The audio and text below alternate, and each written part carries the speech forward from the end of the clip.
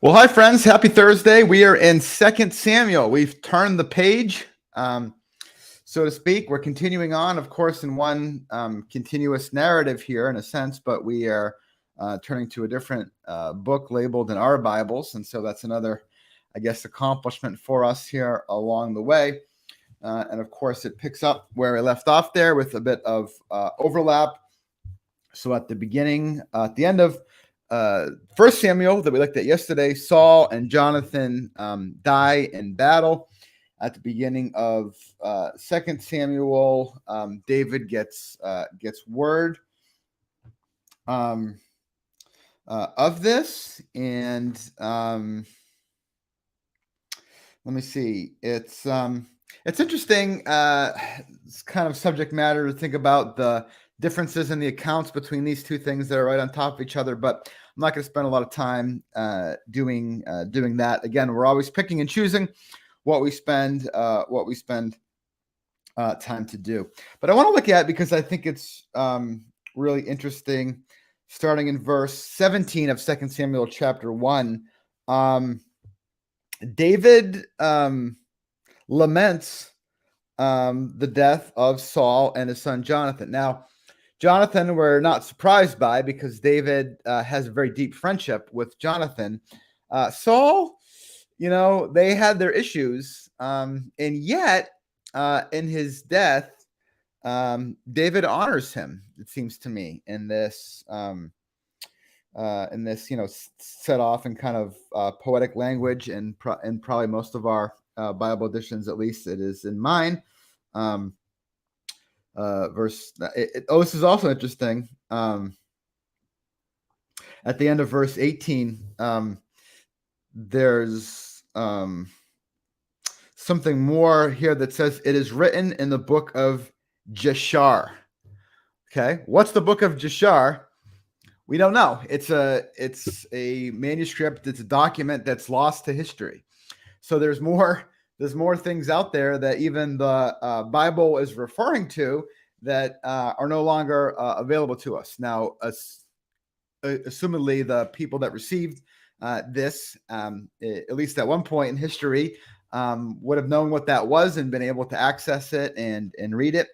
But as far as I know, the book of Jashar is not available to us. Now, I may be wrong about that, but at least I'm not aware of it. It's interesting that in the New Testament, Paul makes mention of other letters that he wrote that we don't have preserved anymore. So it's just one of those things to just kind of take note of. It's an interesting thing. But anyway, what David says here, a gazelle lies slain upon your heights, Israel. Oh, how the mighty have fallen.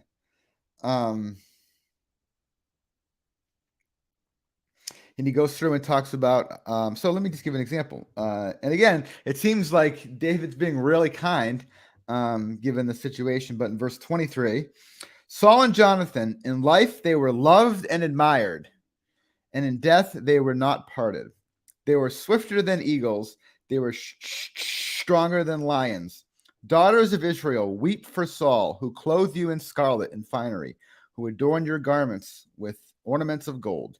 How the mighty have fallen in battle. Jonathan lies slain on your heights. I grieve for you, Jonathan, my brother. You were very dear to me.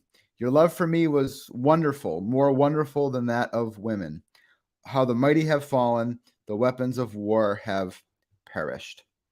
So it's interesting, again, that I think he honors, Saul, who's kind of his adversary in a lot of ways. And David really has, I think, from my perspective, done a pretty good job of honoring the position that he had as the king that God did anoint for that time and period. Ultimately he rejected him because of his lack of trust, unfaithfulness, but still David, I think, honored him as best that he could in the midst of that. And of course, Jonathan was very close to him, and this was no secret. This is included. This is his public declaration of, and we'll see actually more, even though Jonathan now is dead, we'll see that David is desirous to honor his memory, his family, what's left of them. So we'll see that. We'll see that's yet to come here in the story. So in chapter 2, David inquires of the Lord, should I go up? Should I be in one of the towns of Judah? The Lord replied, yep. David said, where? To Hebron. The Lord answered. So David went up there with his 2 wives, Ahinoam of Jezreel and Abigail, the wife of Nabal and Carmel. We'll talk more about David's wives in a minute. So they, all the men, all his entourage, came to Hebron, where they anointed David king over the tribe of Judah. Now, this is kind of interesting and important. David is anointed king over the tribe of Judah by the people. Now, he's ultimately anointed to be the king, by God to be the king over everything, but only the people in Judah right now are acknowledging and honoring him as king, because in verse 10 of chapter 2, Ishbosheth, son of Saul, was 40 years old when he became king over Israel, and he reigned 2 years, right? 2 years, yeah. So Saul has another son, and they make him king because, again, generally speaking, it would happen that a son of the king will become the next king, even though that was not the case from God's perspective. And so the other tribes got behind Ishbosheth, Saul's son, where only the tribe of Judah got behind David at this point. So this is a time period that I wasn't really like, if you had quizzed me about this a couple weeks ago, I'd probably be like Ishbosheth. I don't know that name. And so, after Solomon, the kingdom will be divided again. But even before David really takes, the throne over the whole people of Israel, they're divided. So David spends some time, 7.5 years, in Hebron as just king over Judah. There. So, any case, the story, will go on, and tomorrow I think we'll see the death of Ishbosheth. He does not last very long. A lot of, let's see, chapter 2 is made up of kind of conflicts between the kind of military dudes in these of these 2 camps, so to speak, that are there. So as we turn the page to chapter 3, and chapter 3 is our last chapter for today. It's kind of a longish one. Chapter 3 begins. The war between the house of Saul and the house of David lasted a long time. Okay, so this conflict here is going on. David, he grows stronger and stronger, while the house of Saul grows weaker and weaker, right? So David gets more support, more strength, and Saul's descendants and their loyal to them get weaker and weaker. And sons were born to David in Hebron. So these some of these people, these characters that we'll see in the narrative as we go on in 2 Samuel following are born at this time. But it's interesting that we see in this narrative that David is collecting wives. All right, his firstborn son of Ahinoam, I'm in chapter 3, verse 2 and following.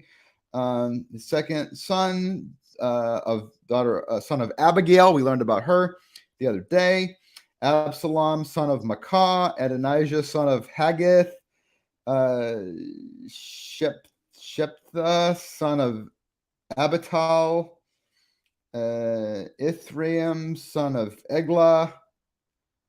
Wow, David. All right. Lots of wives here. Let's talk about polygamy. there's a time when an interesting thing comes up with this. So let's pause, but it's going to be a bigger issue with Solomon too. So let's pause on a little bit more in-depth discussion of what's going on here. So we'll come back to that. But think about it, kind of watch for it, and see what we think as time goes on here. So Abner is one of Saul's family guys. He ultimately comes over to David. He wants to support him. It's interesting what he says. He makes this oath in verse 9 of chapter 3. Again, Abner is on Saul's family side. But then, in that conflict that ensued, he killed somebody who was on David's side. And we'll see that what this chapter does is comes back around because somebody wants vengeance on this guy Abner. So he says in verse 9, may God deal with Abner, that's him, be it ever so severely, if I do not do for David what the Lord had promised him on oath, and transfer the kingdom from the house of Saul, and establish David's throne over Israel and Judah from Dan to Beersheba. Right, that's the whole land. So that's the deal. He goes to David. David's like, cool. Joab comes back, one of David's guys, and he is not forgiven the fact that Abner killed one of his guys, right? And so he takes him aside and he kills him without David's knowledge. So chapter 3, it's in verse 27. Abner returns to Hebron. Joab takes him aside to the inner chamber as if to speak with him privately, and there to avenge the blood of his brother Asahel, Joab stabbed him in the stomach and he dies. So David is not happy about this. Joab goes behind David's back in this, and David's unhappy with him there. So that's the story for today. We'll keep it quick. We're moving on. Tomorrow is going to be very important. I think we're going to get there tomorrow. 4, 5, 6. Yeah, the story is going to get more, I don't know if more interesting. It's interesting, but more significant in the big picture stuff here tomorrow. So leave your thoughts, comments, questions, etc. And I'll see you guys again soon.